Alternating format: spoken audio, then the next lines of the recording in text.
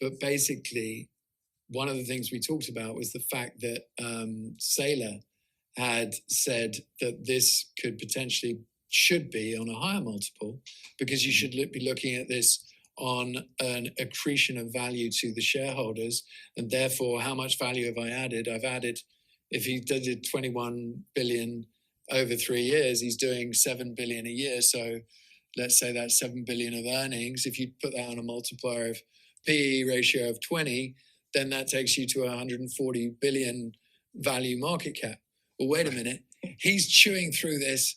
He's chewing through this ATM at a rate I could never have expected. I mean, it's absolutely insane. He said he was going to do 21 billion over 3 years. Well, he's done 6.5 billion over 2 weeks. So obviously he's going way, way faster, which means, let's say we just double that 7 billion number. That takes the market cap implied to 280 billion. And do you really want to be putting that on a growth rate of only 20 times multiple? It should be much closer probably to 40. And then it's like, well, Jesus Christ, like how much further can this thing go? And there you have it, the latest excerpt from Punter Jeff and Richard Byworth talking about how high can MicroStrategy go.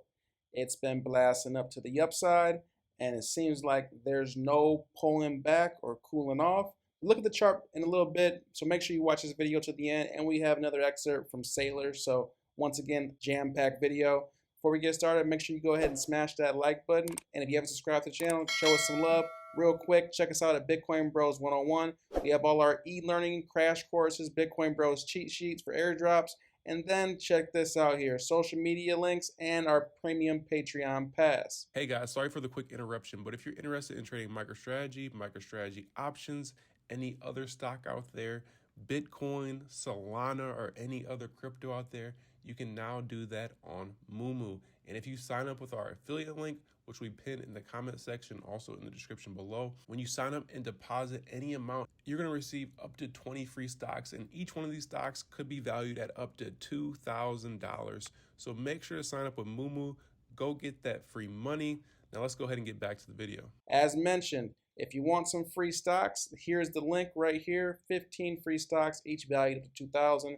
And then drop more in our Patreon community, the Bitcoin Bros Club. You can join there. We're giving calls, engaging with the community, one of the fastest growing communities in the crypto space. We appreciate all your support. And going straight to it, MicroStrategy at close was 473, post market 478. Look right here, we came up and touched $500 almost perfectly. Didn't break through it. Will we break through it?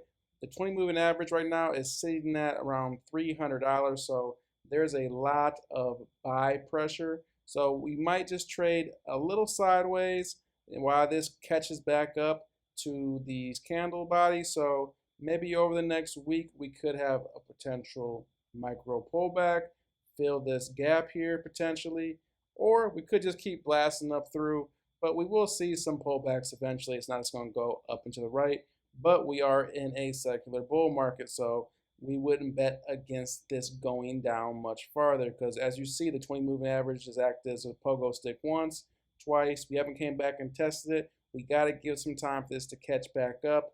And so this might have some downwards price action, some downwards pressure. It could form some type of flag pattern right here. If we zoom into this price action, make this a little bit bigger, we could see something like this. You see, this is a flag pattern here we broke out. We could just have a continuation of maybe some downwards price action trading down, and we could have established some type of floor, and this could potentially be another flagged pull that's being set, and then the next technical target to the upside could break out, within the next couple days to a week or so, where that will take us up to. Next targets are $700. So are we just going to keep stair-stepping our way up like that? Time will tell with MicroStrategy, but you don't want to miss this train. As Michael Saylor announced a day or two ago, MicroStrategy announced a proposed private offering of $1.7 billion of convertible senior notes. Well, check this out here. Given the high demand, they've upsized that. MicroStrategy's offering of 0%. Check that out. 0% convertible bonds due from 2029. They went from $1.75 billion to $2.6 billion, including the 400 million green shoe option that's priced at a 55% conversion premium. This is definitely massive and major. Michael Saylor isn't dragging his feet to spend this $42 billion that he's referenced. So how high could this go? MicroStrategy's been trading like an altcoin.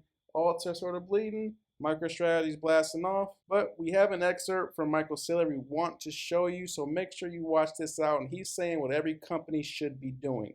Check this video out. That 320 billion, that is destroying $32 billion a year. They are destroying $3 billion a month in capital because they're generating a 3% after-tax yield at best, and the cost of capital is 15%. So take 12% negative real yield on that.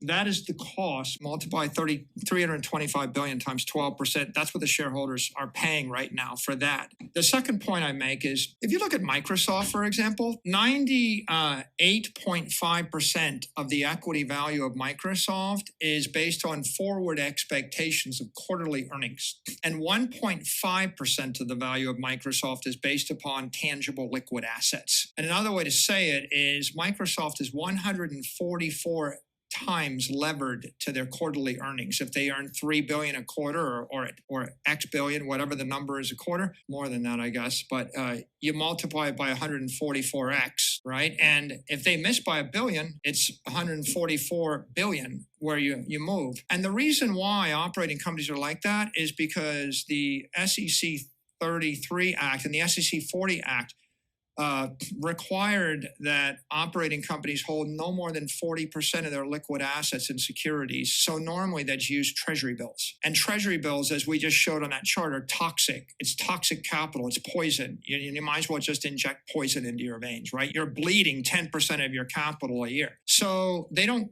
keep the capital.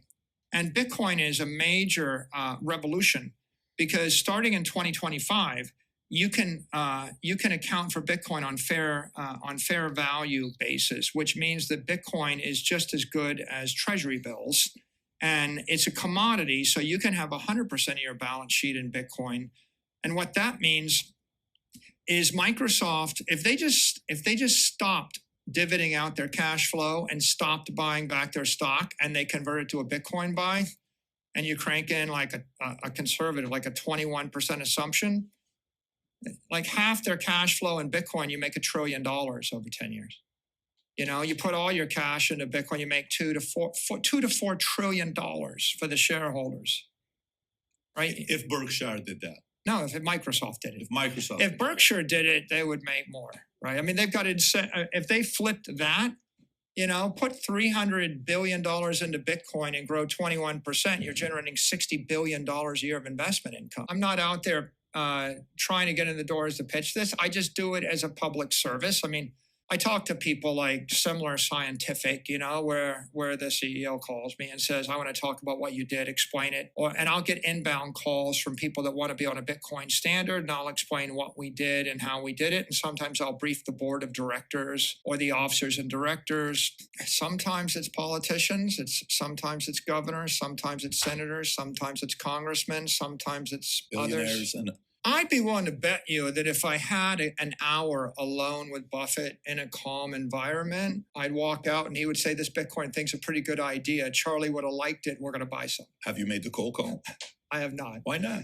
Because Bitcoin's on a need-to-know basis, and people have to feel like they need to understand it, like they've got a problem in order to have an open mind. And if they don't acknowledge they have a problem, they don't have an open mind, and they take a conventional view toward the world, it's like the people with a strong corporate view and a healthy company and a strong conviction in their company, they don't have an open mind to a profound paradigm shift. They don't want to embrace that idea. Maybe the call to Buffett could be seen as a public service, and you want to be a public servant. So if you were to make that public service phone call and you guys sat down and spoke, and you went to Omaha, and all of a sudden he comes out and says, we've made a decision to buy $100 billion of Bitcoin after my conversation with Michael Saylor. I think that's a public service. I will say for the record, I'm happy to go visit anybody that has $100 billion of cash that's sitting and burning $10 billion of shareholder value a year, I will go visit you and I will provide you with all of the information you need in order to be convinced that you should flip to the Bitcoin standard.